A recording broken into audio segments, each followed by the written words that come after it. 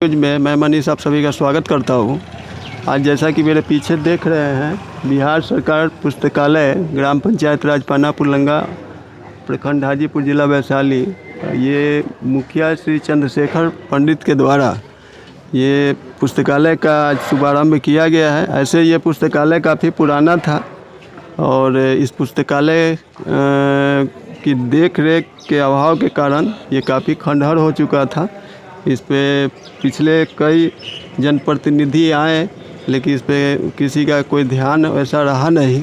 तो ये मुखिया जी का ऐसा इस पे शिक्षा से लेके गांव के बच्चों को जो असुविधा होती थी उसको लेके उनके अंदर एक संज्ञान आया कि इसका जीर्णोद्धार करा के और बच्चों के भविष्य को उज्जवल किया जाए। तो ये आज इन्होंने